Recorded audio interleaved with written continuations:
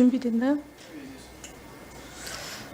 2016년도 사회부장 시절에 그 공영방송 KBS가 최순실 의혹, 우병우 의혹 9월 20일 빵건이고요.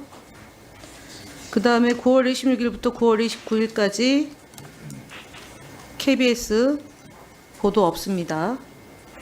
10월 4일부터 10월 10일까지 미르 K스포츠재단 의혹 쟁점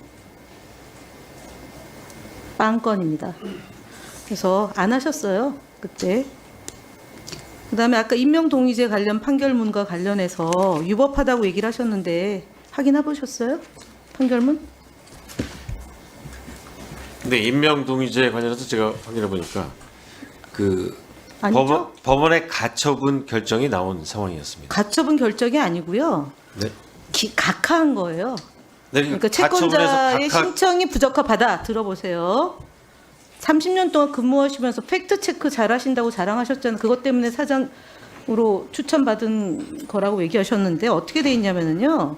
단체협약 제29조에 정한 통합뉴스룸 국장, 시사제작국장, 시사고양 1국장 등 해서 임명동의제에 대해서 그 효력 유무에 대한 다툼이 계속되고 있는 데다. 그래서 본안소송 이전 시급하게 동의 없는 임명의 금지를 구할 필요성도 소명되지 아니한 점 이렇게 돼 있어요. 위법하다 아닙니다. 그러니까 법을 자의적으로 해석하면 안 돼요. 그러니까 위법하다라는 대목이 없다는 거고 그래서 다시 한번 거짓 주장 추가됐다라는 점을 말씀을 드립니다.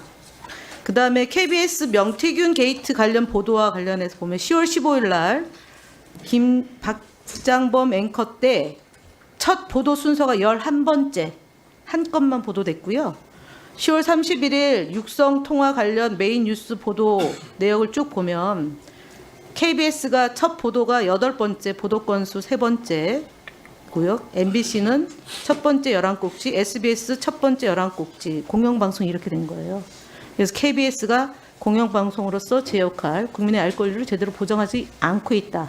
그것이 2016년도 박근혜 탄핵 직전 국면과 지금 윤석열 대통령, 김건희 부부와의 이 보도, 이 중차대한 보도가 KBS에서 11번째 보도 건수 1건, 보도 순서 8번째 보도 건수 3번.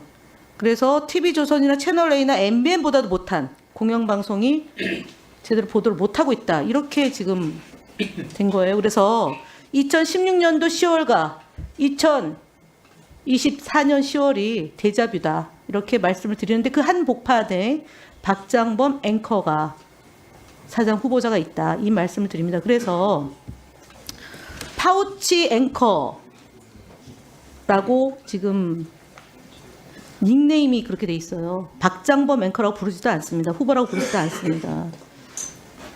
그 앞서 참고인 중에 한 분이 2017년도에 서명할 때 주변에 뭐 감시나 이런 것 때문에 했을 거다라고 얘기했는데 이번에 서명했던 기수 중에 2017년도에 들어온 기수가 몇 기인가요? 박장범 앵커 후보님? 2017년에 네, 입사가 몇 기인가요?